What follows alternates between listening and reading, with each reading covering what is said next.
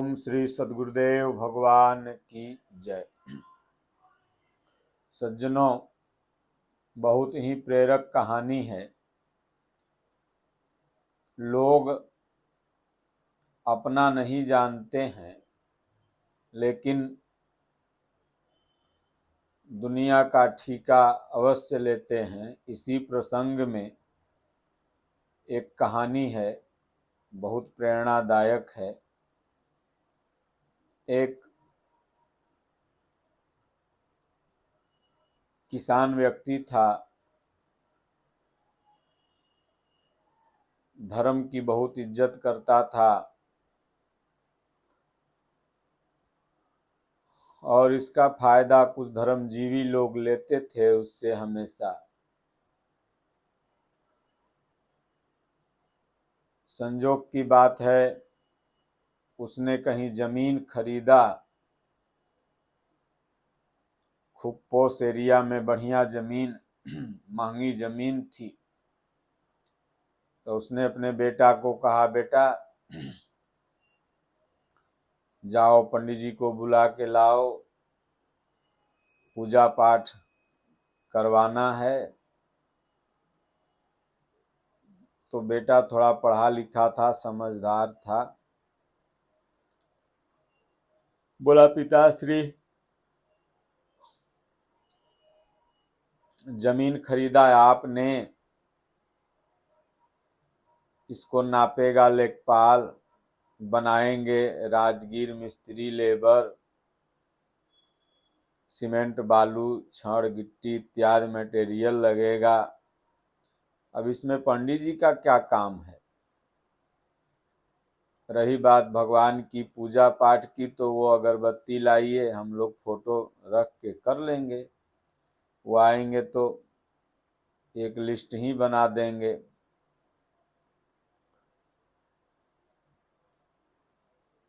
उसने कहा, जब तो पिताश्री ने कहा, नहीं तुम बकवास मत करो, जाओ बुला के लाओ।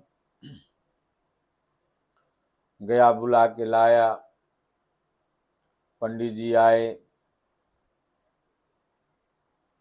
उसका पिताजी बहुत धर्मात्मा था। उसने कहा, सरकार यह जमीन बाल बच्चा खून पसीना की कमाई एक करके लिए हैं। ये जमीन कैसी है, अच्छी है कि खराब है, बढ़िया है, थोड़ा देख लीजिए।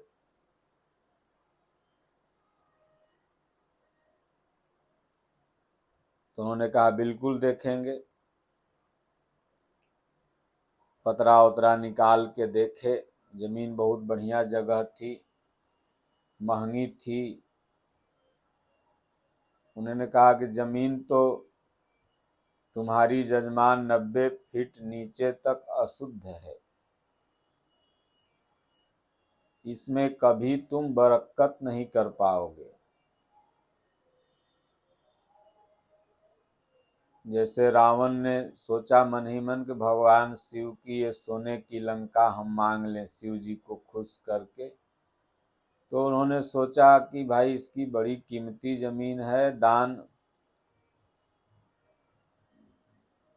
के नाम पर इससे मैं मांग लूंगा, फिर अपना घर द्वार बनाऊंगा। सज्जनों, दान के नाम पर बहुत सामाजिक शोषण किया जाता है। दान अपनी क्षमता के अनुसार पूर्वजों ने नियम बनाया कि संसार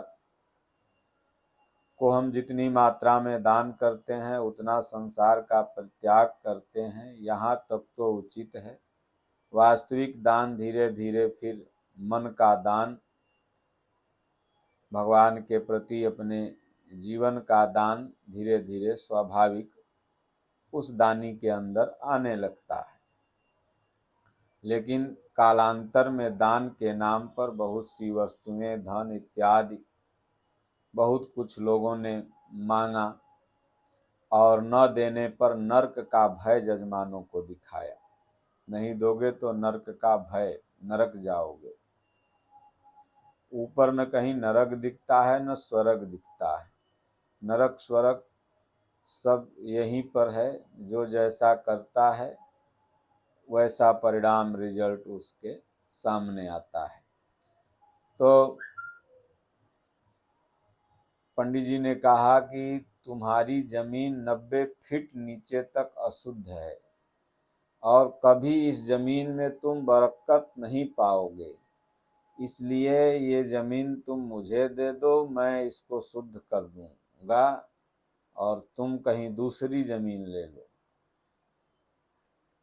बेटवा मन ही मन सोचा कि पंडित जी पिताजी से दान के नाम पर कहीं जमीन ले न ले। पिताजी तो भावुक थे, धर्मात्मा थे, तैयार हो गए।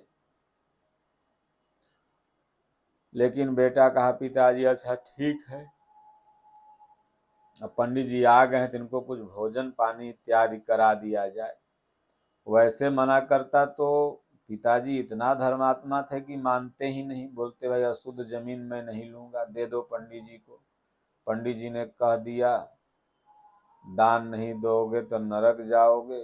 कितनों बेटवा समझाता लेकिन वो बाप मानता ही नहीं। उसकी सीधई और भावुकता का फायदा इनको लेना था। तब उसने क्या किया कि बिहार में दही चिवड़ा चीनी खाने की प्रथा है, तो चीनी थरिया में सबसे नीचे रखा, ऊपर से चिवड़ा रखा और फिर सबसे ऊपर दही रख दिया। एक थरिया लाके पंडित जी के सामने रख दिया, बोले सरकार खाइए। पंडित जी ने कहा अरे इसमें चीनी लाओ चाहे भुर्रा लाओ तब न खाएंगे, केवल दही चिवड़ा नहीं खाया जाता है।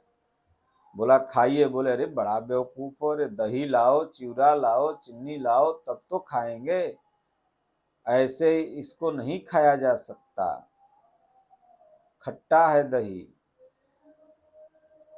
तब उसने अपने पिताजी से कहा पिताजी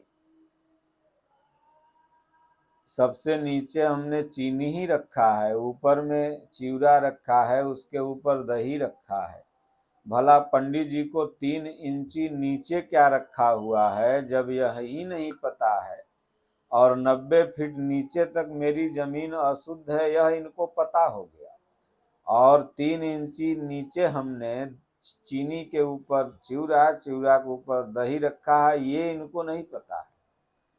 तो सज्जनों आजकल आप लोग देखिएगा सोशल मीडिया पर 15 साल 20 साल के लौंडे सब हैं, तिलक लगाए रहेंगे, कहीं कोई पेड़ रहेगा उसमें नारियल बनवाते रहेंगे, चुनरी बनवाते रहेंगे, तो वो पर्चा निकालते रहेंगे, भविष्य बताते रहेंगे। समस्या सबकी लगभग एक है। अब आप गए, कहेंगे कि आपको कब्ज की शिकायत है ना, भला बताओ कब्ज की शिकायत किसको नहीं। यानी जो कॉमन समस्या है, जो हर इंसान की समस्या है, उसी को रट लिए और वही बताएंगे। न गीता की बात करेंगे न रामचरितमानस की बात करेंगे। गीता कहती है सुखे दुखे समे कृत्वा लाभा लाभव जया जयो। रामचरितमानस कहता है कौन काहु सुख दुख कर दाता, निजकृत कर्म भोग सब भ्राता, जोग वियोग भोग भल मंदा, हित अनहित मध्यम भ्रम फंदा, धरनि धाम धन पुर परिवारु, स्वर्ग नरक जह लगी व्यवहारु, देखिए सुनिय गुनिय मन माही, मोह मूल पर मारत नाही। तो जो मानस गीता या हमारे अन्य शास्त्र कहते हैं उनको प्रमाण में ये नहीं देंगे, बल्कि जो ठग विद्या है, जो समाज को कंफ्यूज करने वाली विद्या है, तो ये कहेंगे हम भविष्य जानते हैं, हम आपके मन की बात जान जाएंगे, आप क्या सोच के आए हो वो जान जाएंगे, लेकिन 2 इंच अगल बगल इनके क्या हो रहा है ये नहीं जानते।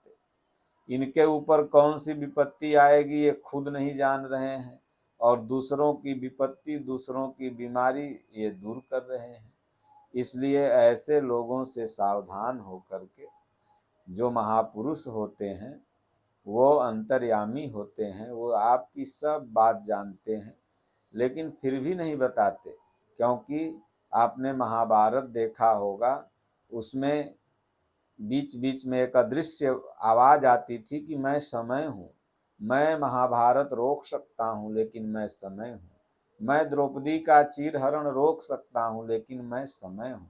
इसलिए महापुरुष सब जानते हैं, तुम त्रिकालदर्शी मुनिनाथा, विश्व बदर जिम तुम्हारे हाथा। विश्वामित्र जी सब जानते थे भगवान को वनगमन होगा, ये होगा, वह होगा। दुर्वासा ऋषि ने दशरथ जी को सब बताया भी था। तो कहने का तात्पर्य, लेकिन महापुरुष छुपे रुस्तम होते हैं। हाँ? और वो समय को कहते हैं कि समय बताएगा। और जो लोग कुछ नहीं जानते, इसी को हमारे संतों ने कहा कि जो देखा सो कहा नहीं, कहा सो देखा नाही, रहीमन अगम बात यह, कहन सुनन को नाहि। जिसने भगवान को देख लिया, परमात्मा को देख लिया, जो अंतर्यामी हो गया, वो ढकोसला नहीं पीटता है, डुगडुगी नहीं पीटता है कि मैं जान गया, मैं तुम्हारा दुख जान गया, तुमको बता दूंगा, ये कर दूंगा, वो कर दूंगा। वो छुपा रुस्तम रहता है, छुप के रहता है। और जो देखा सो कहा नहीं, कहा सो देखा ना है। जिसने कह दिया हम ये जान गए, हम वो जान गए, तुम्हारा कल्याण कर देंगे, आओ तुम्हें तार देंगे, दुख से मुक्ति दे देंगे, हमारे पास ये शक्ति है, मेरे पास ये दिव्य शक्ति है, तमाम आडंबर का पुल बांध रहा है, वो आपको कुछ नहीं देगा। जो देखा सो कहा नहीं, कहा सो देखा नाही, रहीमन अगम बात यह। रहीमदास जी कहते हैं ये बात अगम में है, कहने सुनने में नहीं आती है, कहन सुनन को नाही। इसी को कबीर साहब ने कहा, कह कबीर गूंगे की शक्कर, खाए सो पई जाने। जो इस अनुभव को, अनुभूति को महसूस करने वाले महापुरुष हैं, जो मन सहित इंद्रियों को बस में करके इस प्रक्रिया को जान लिए, वो डुगडुगी नहीं पीटते हैं। और जो अभी डुगडुगी पीट रहे हैं, ये कोई न कोई अपना निजी स्वार्थ आपका शोषण कर रहे हैं, आपके धार्मिक होने का फायदा उठा रहे हैं, और कुछ नहीं कर रहे हैं। इसलिए गुरु करे जान के, पानी पिए छान के, रास्ता चले देख के, दान के नाम पर लूटने वालों से सदैव आपको सावधान रहना है। दान अपनी स्वेच्छा से, अपनी क्षमता के अनुसार और अधिकारी व्यक्ति को ही, सुपात्र व्यक्ति को दान देने से आपका भी विकास होगा। हमारे दादा गुरु महाराज कहते थे, कुपात्र को दान देने से दाता नष्ट हो जाता है। आप दान कहाँ दे रहे हो, किस परिप्रेक्ष्य में दे रहे हो, और अपनी क्षमता के हिसाब से दे रहे हो, सुपात्र को दे रहे हो, तभी आपकी बरकत होगी। नहीं तो आप कुपात्र को दान दोगे तो आप तो नष्ट होगे, वह भी नष्ट होगा। इसलिए सज्जनों, इन धूर्तों से सावधान रहना है।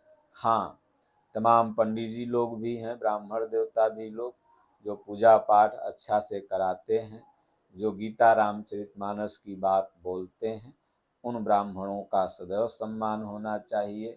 लेकिन 80%, 90% लोग इसी तरह से हैं, जो दान के नाम पर, धर्म के नाम पर भावुकता का फायदा उठाते हैं। तो उनसे हमें आपको बचना है। और तमाम 90% आज साधु के वेश में भी डकैत घूम रहे हैं, जो दान के नाम पर, आप देखिए बड़े बड़े कथावाचक लोग हैं, कथा करेंगे और लगता है 40 बार कम से कम आरती घुमवाएंगे दान के नाम पर। यह है, वह है, वहाँ गौशाला चल रहा है, फलना चल रहा है, दान दो, अनाथ आश्रम चल रहा है। और जाके देखोगे तो कुछ भी नहीं चलता रहेगा। वहीं राजस्थान में 10-20 मरलही गाय रखे रहेंगे, कहेंगे गौशाला चल रहा है। इसलिए इन सब लोगों से सावधान हो करके भक्ति भजन करना है, गीता रामचरितमानस का प्रतिदिन अध्ययन करना है, और उसमें जो लिखा हुआ है उसी अनुसार चलना है। उसमें संत का असंत का सारा लक्षण लिखा हुआ है, दान की परिभाषा लिखी हुई है। उसको जब आप पढ़े लिखे रहेंगे तो इन सब ठगहारों से सावधान हो जाएंगे। नहीं पढ़ेंगे लिखेंगे तो सदैव इन आपका ये लोग शोषण करते रहेंगे। बोलो गुरुदेव भगवान की